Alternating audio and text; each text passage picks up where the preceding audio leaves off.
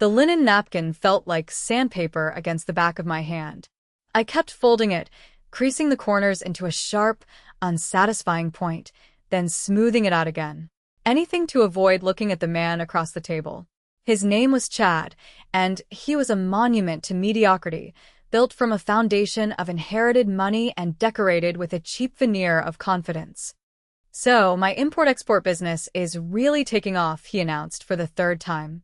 He leaned forward, the scent of his aggressively generic cologne washing over me. "We're expanding into new markets. Very exclusive. Very high-end." I nodded, my gaze drifting past his shoulder to the polished mahogany bar. I was an architect, a junior one, but my mind found solace in structures, in the logic of lines and the honesty of materials. Right now, I was mentally calculating the load-bearing capacity of the massive wooden beams crisscrossing the ceiling of the Shinjuku restaurant. It was far more interesting than Chad's monologue. My dark green dress, chosen for its simple elegance, suddenly felt like armor. Armor for a battle of terminal boredom.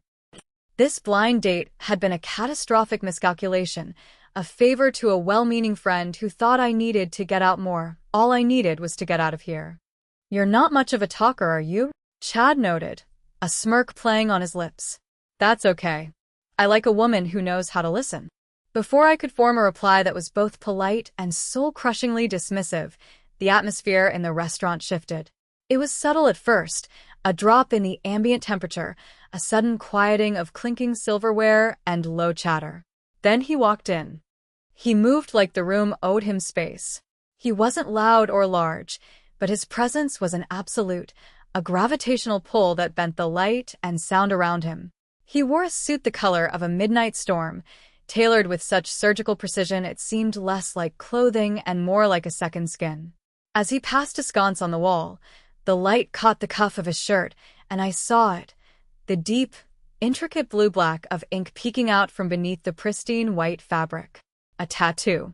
It coiled around his wrist like a living thing. His men, two equally silent and imposing figures, flanked him at a respectful distance. They didn't scan the room like bodyguards in a movie. Their stillness was more menacing. They knew exactly where the threats were. They knew everything. He was led to a secluded table in an alcove, the best in the house. He sat, his posture a study in lethal relaxation. His eyes, dark and unreadable, swept the room once. It was not a glance. It was an inventory. And for a fraction of a second, that inventory paused on me. It felt less like being seen and more like being assessed, my value calculated and filed away in an instant. Chad, oblivious, saw only an opportunity to perform. He snapped his fingers at a passing waiter. "Hey, can we get some service over here? The wine is getting warm." The waiter flinched, bowing slightly. "My apologies, sir." "Yeah, well, apologies don't chill a Chardonnay," Chad sneered, puffing out his chest. He was trying to impress me, to show me he was a man who commanded respect. All he was showing me was that he was a fool. A loud, posturing fool in a world that clearly belonged to quiet, dangerous men. I'd had enough. I placed my mangled napkin on the table. "Chad, thank you for the dinner, but I think I'm going to call it a night." I started to slide out of the booth. His hand shot out, grabbing my forearm. His grip was surprisingly strong, his self-assurance curdling into something ugly. "Hey, where are you going?" "The night's not over." "I haven't decided it's over." The words hung in the air, thick and possessive. A cold dread, sharp and familiar to any woman who has ever been in the wrong place with the wrong man, pricked at my skin. I opened my mouth to tell him exactly where he could shove his decision, but the words never came. A shadow fell over our table. He was just there. The man from the alcove. He hadn't made a sound. He stood beside our booth, his height casting Chad in a sudden, pathetic gloom. He wasn't looking at me. His entire focus, a force of immense, compressed pressure, was on Chad's hand, still clamped around my arm. "Let her go," he said. His voice was low, a quiet rumble that vibrated in the air. It wasn't a request. Chad, emboldened by alcohol and ignorance, scoffed. "Mind your own business, pal. This is my date." The man's eyes, black as polished stone, finally lifted to meet Chad's. He didn't move a muscle, but the change in the atmosphere was seismic. The air grew thin, charged with a silent, predatory energy. I saw Chad's bravado crumble, the color draining from his face as he finally understood he had made a catastrophic error. He wasn't just talking to another patron. He was talking to the man who owned the silence. Slowly, deliberately, the man looked from Chad to me and then back to Chad. A single, perfectly tailored eyebrow arched. "Get out," he said, the words clipped and final. He then looked at me, his gaze holding mine for a beat. And then he delivered the final, impossible blow. "She's mine." It was not a romantic declaration. It was a statement of fact. A claim. A verdict. Chad's hand flew off my arm as if he'd been burned. He scrambled out of the booth, his face a mask of pure, primal terror. He threw some bills on the table and practically ran from the restaurant, not once looking back. I was left in the sudden, ringing silence, my heart hammering against my ribs. The man didn't move. His 2 soldiers now stood sentinel at the restaurant's entrance, their presence a silent, unbreachable wall. He hadn't touched me. He hadn't threatened me. But I was more of a prisoner now than when Chad's hand had been on my arm. He gestured to the empty seat across from me. "Seat." I didn't move. My mind was racing, trying to process the sheer impossibility of the last 30 seconds. His gaze hardened just a fraction. "You saw the man you were with. You saw me. To the people who are watching, that makes you a person of interest." A complication. He paused, letting the weight of his words settle. "And I do not allow for complications. You're coming with me." He wasn't asking. It was an order wrapped in the cold logic of survival. My survival. And his. The choice had been made for me the moment he walked through the door. The world I knew, the one with blueprints and load-bearing walls, had just collapsed. And in its place was him. The penthouse was a cage of glass and steel, perched high above the glittering sprawl of Tokyo.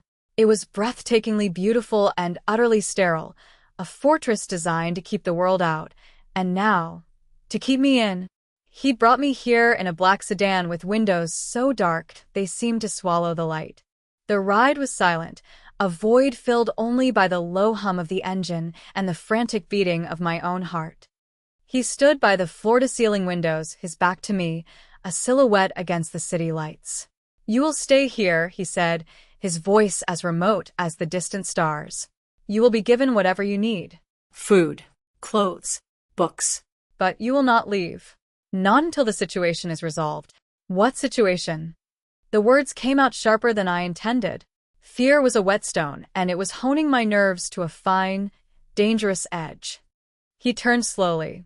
In the dim light of the apartment, I could see the details of his face for the first time. It was a face of sharp angles and stark planes, as if carved from granite. A thin, white scar cut through his left eyebrow, a flaw in the otherwise severe perfection. His name, I'd learned from a clip phone call he'd taken in the car, was Rio. "The man you were with," Rio said, "was a low-level informant for the Kudokai, a rival clan. They believe he was passing me information. By sitting with him, by having me intervene, you have painted a target on your own back. They now believe you are connected to me." He paused. "My enemies have a habit of eliminating such connections. Surgically. So that was it. I was a loose thread. A liability. He wasn't protecting me out of some misplaced sense of chivalry. He was controlling a variable." Days bled into a week. I explored my gilded cage, learning its layout, its rhythms. Rio was a ghost. He would be gone when I woke, and would return late at night, long after I had retreated to the guest suite he had assigned me. His presence lingered, though, in the faint, clean scent of cedar and smoke that clung to the air, in the absolute discipline of the space. There was not a single object out of place. I learned he was the head of the Ishidagumi, a powerful Yakuza clan. I learned this from Takeda, the older of his 2 primary guards. Takeda was a man whose face was a roadmap of hard-won battles, but his eyes held a weary kindness. He brought me my meals, and sometimes he would talk. He spoke of loyalty, of debt, of the organization as a family. To me, it sounded like a prison of a different kind. I spent my time looking for a way out. Every window was sealed. Every door required a keycard I did not have. The building was a modern marvel of security. And I was an architect. I began to study it, not as a prisoner, but as a professional problem. I found a set of the building's original blueprints in the study and committed them to memory, tracing ventilation shafts and service corridors in my mind. One evening, unable to sleep, I wandered into Rio's office. It was the one room that felt lived in. Books on history and military strategy lined the walls. On the corner of his vast, empty desk, there was a single silver frame. I picked it up. It held a photograph of a young girl, maybe 16, with Rio's same dark, serious eyes and a shy, hesitant smile. She wore a school uniform. That was his sister, Akari. I jumped, spinning around to see Takeda standing in the doorway. He looked at the photo with a profound sadness. She was killed 10 years ago. A car bomb meant for the old boss, Rio's father. He looked at me, his gaze heavy. He was supposed to be with her. A last-minute meeting saved him. He never forgave himself. He believes he failed to protect her. That was the wound, the shame he carried. The reason for the absolute control, the cold exterior, the fortress he had built around his life. He wasn't just keeping his enemies out. He was keeping that failure, that pain locked inside. The danger, when it came, was not subtle. It was the sudden, shocking explosion of glass as the main window of the living room shattered inwards. I screamed, diving behind a large marble sofa as gunfire erupted, the sharp cracks echoing in the cavernous space. The Kudokai had breached the fortress. Rio was there in an instant, appearing from his study. He didn't shout. He moved with a chilling, economical grace. He shoved me further down behind the sofa, his body a solid, warm shield over mine. "Stay down," he commanded, his voice a low growl in my ear, his breath warm against my skin. He drew a handgun from the small of his back and returned fire, 2 precise shots that were answered with screams of pain. The air was thick with the smell of cordite and dust. Takeda and his other man were already engaging the intruders, a deadly, choreographed dance of violence. Amidst the chaos, I saw my chance. A smaller window near the balcony had been shattered. It led directly to a fire escape. It was a perilous route, 20 stories up, but it was a way out. Rio was occupied, locked in a brutal fight with 2 men who had managed to get closer. He was a whirlwind of controlled violence, but he was outnumbered. I started to crawl towards the broken window, towards freedom. Then I saw it. One of the men fighting Rio pulled a knife, its blade glinting in the flashing alarm lights. He lunged, aiming for Rio's exposed side. There was no time to think. There was only the primal, undeniable instinct not to run. I scrambled up, grabbing a heavy, abstract glass sculpture from an end table. It was solid, weighty. With a cry that was torn from my throat, I swung it with all my strength, smashing it against the back of the attacker's head. He crumpled to the ground, unconscious. The distraction was all Rio needed. He dispatched the second man with a brutal efficiency that made my stomach turn. And then silence. The firefight was over. The immediate threat was gone. I stood there, breathing heavily, my knuckles white around the neck of the broken sculpture. My escape was still there. I could still run. But I didn't. I had made a choice. In the heart of the violence, I had chosen to stay. To fight. Rio came towards me. He was bleeding from a shallow cut on his arm. He looked from the unconscious man on the floor to the weapon in my hand, and then to my face. His eyes, usually so cold and unreadable, held a flicker of something I couldn't name. Surprise? Respect. "You're hurt," I said, my voice shaking slightly. He glanced at his arm as if it were a minor inconvenience. "It's nothing." Let me see before he could protest. I led him to his bathroom, a vast space of black marble and chrome. I found a first aid kit under the sink. My hands were trembling, but my actions were steady as I began to clean the wound. The antiseptic stung, and he hissed softly. We were so close. The small room felt charged, the air thick with unspoken things. My fingers brushed against his skin, against the edges of the dragon tattoo that coiled up his arm. It was a masterpiece of ink and shadow. I could feel the warmth of his body, the solid muscle beneath his skin. I told myself it was survival instinct. I was lying to myself. I looked up and found him watching me, his gaze sharp and intense. He wasn't looking at my hands or at his wound. He was looking at me. That is when she made the mistake of looking up. The silence between them was not empty. It was filled with the aftermath of violence, the scent of blood and antiseptic, and a new, terrifying tension. He said my name, Naomi. He said it differently than anyone else had. It wasn't a question or a statement. It was a discovery.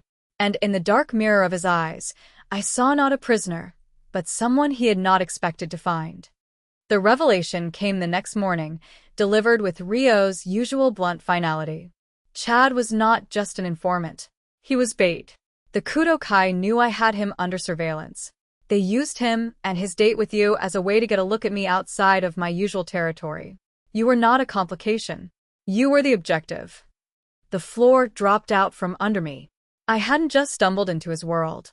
I had been pushed, deliberately placed in the path of a predator to draw out a larger one. My boring date, my attempt at a normal life, had been a calculated move in a war I didn't even know was being fought. It made me a target, not by accident but by design. The days that followed were thick with a new kind of tension. The failed attack on the penthouse had made the Kudo-kai desperate. Rio's movements became more calculated, his security more absolute. We were confined together in the silent, watchful apartment, two poles of a battery, crackling with unspoken energy. The trap was sprung a week later. A message came, proposing a truce meeting on neutral ground. Rio knew it was a lie, but it was a lie he had to engage with to draw his enemy out. He left with Takeda and a team of his best men, leaving me in the penthouse, which was now guarded by a dozen soldiers. "Watch the east entrance," he'd said to me before he left, his voice low and urgent. "They will expect me to focus on the front." It's a classic misdirection. He was speaking to me not as a protected ward, but as a strategist. He trusted my eye for structure, for weakness. I watched from the security hub in his office, my heart a cold stone in my chest. The feeds showed a dozen different angles of the abandoned warehouse district where the meeting was to take place. I saw Rio's convoy arrive. I saw him enter the main building. And then I saw the ambush. Explosions rocked the building from two sides. Men swarmed from hidden positions. It was a slaughter. On the screen, I saw Rio take a bullet to the shoulder, staggering back. My breath caught in my throat. He was going down. His men were being overrun. Panic seized me, cold and sharp. Then my mind took over. The blueprints. I had studied the plans for this entire district for a city redevelopment proposal 2 years ago. I knew these buildings. My fingers flew across the keyboard, pulling up my old files, cross-referencing them with the live security feeds. Takeda, I spoke into the comm system, my voice clear and steady, all trace of fear burned away by adrenaline. There's a collapsed steam tunnel 30 meters behind your position. It connects to the sub-basement of the main structure. You can bypass their kill zone. I guided them, my voice a calm presence in the chaos, calling out structural weaknesses, forgotten corridors, points of entry and exit no one else would know. I watched as they fought their way through, as they reached Rio, as they dragged his bleeding body back towards the tunnel. I watched them extract him from a situation that should have been his end. I had saved him. They brought Chad to a different warehouse 2 nights later. Not for a meeting, but for a reckoning. Rio's arm was in a sling, his face pale but set like iron. He had me brought there. He wanted me to see. Chad was on his knees, his face a mess of blood and tears. He saw me and a desperate hope ignited in his eyes. "Naomi, please," he begged, his voice cracking. "Tell him. It was a mistake. I didn't know what they would do. Please." I looked at him, the arrogant man from the restaurant, the fool who had put a price on my head for a little extra cash. I remembered his hand on my arm, the possessive claim in his voice.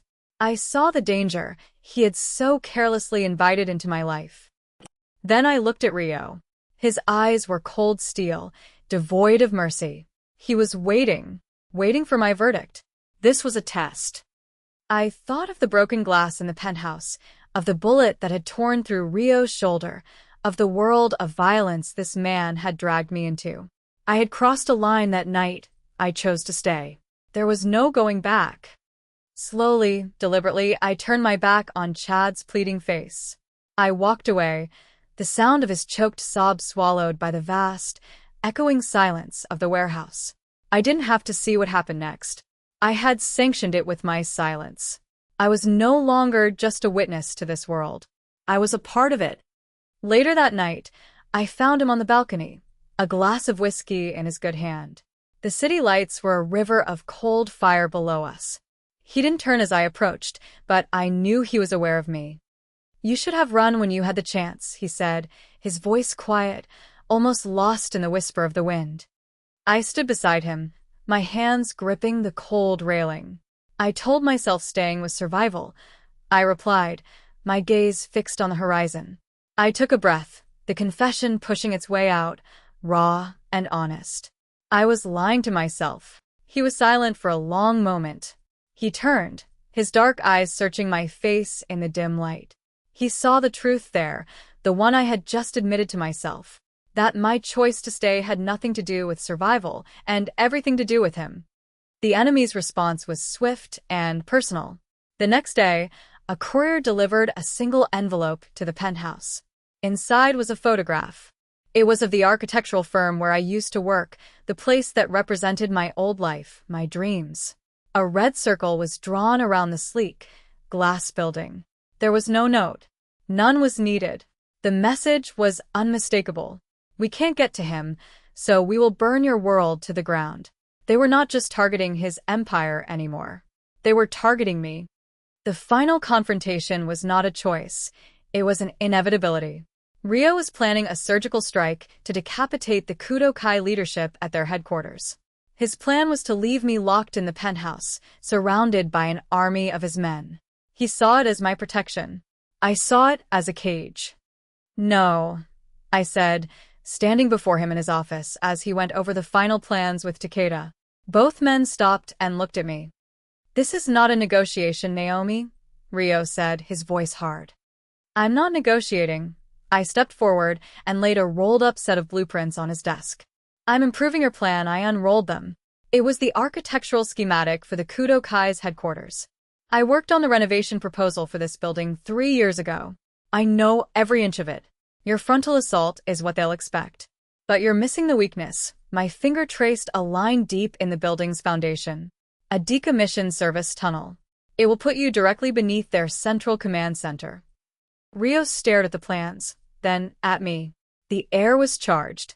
He saw not a liability to be protected, but an asset. A weapon he didn't know he had. "I'm not letting you go into the field," he stated. "I won't," I countered. "Set me up with your comms team in a van 2 blocks away. I'll be your eyes inside the walls. I can guide you, divert their security, control the building systems. I can win this for you." He held my gaze, a silent war of wills passing between us. Finally, he gave a single sharp nod. "Do it." From a darkened van filled with monitors, I became the ghost in their machine. I watched Rio and his men move through the service tunnels I had shown them, my voice a calm, steady presence in their earpieces. Left corridor. 2 guards at the junction. The ventilation system above is unsecured. The plan went perfectly until it didn't. On the top floor, they were met with more resistance than anticipated. The Kudo-kai leader, a brutal man named Ozaki, managed to isolate Rio, cornering him in the main server room. It was a trap.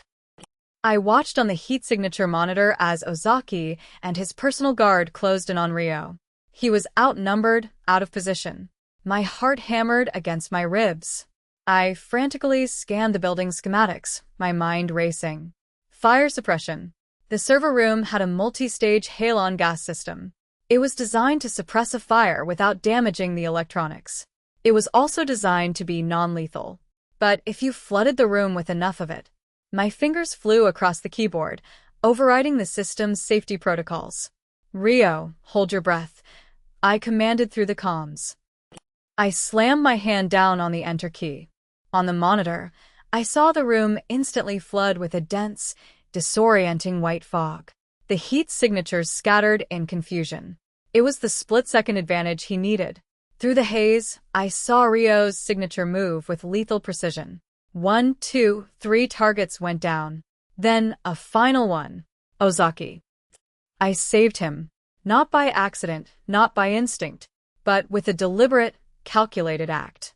I had used my knowledge not to build, but to destroy.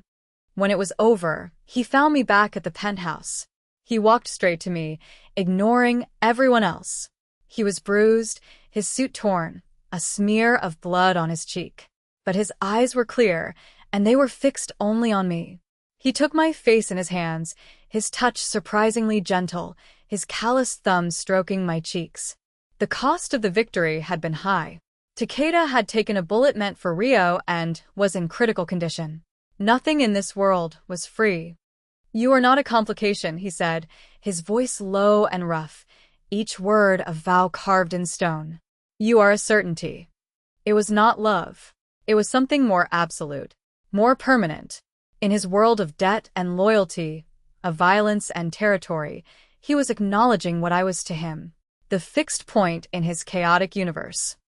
Weeks later, the city had settled into a new, uneasy peace under the absolute control of the Ishidagumi. I stood in his office, looking out at the endless sea of lights. This room was no longer a part of my prison. It was simply a room in my home.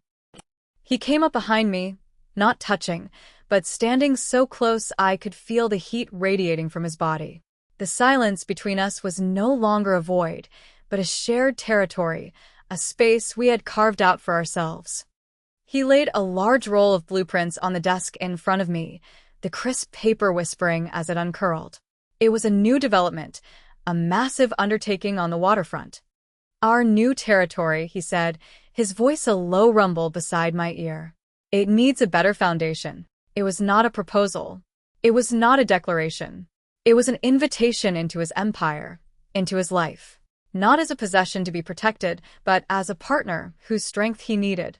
My strength. I looked from the clean, logical lines on the paper to our reflections in the dark glass of the window.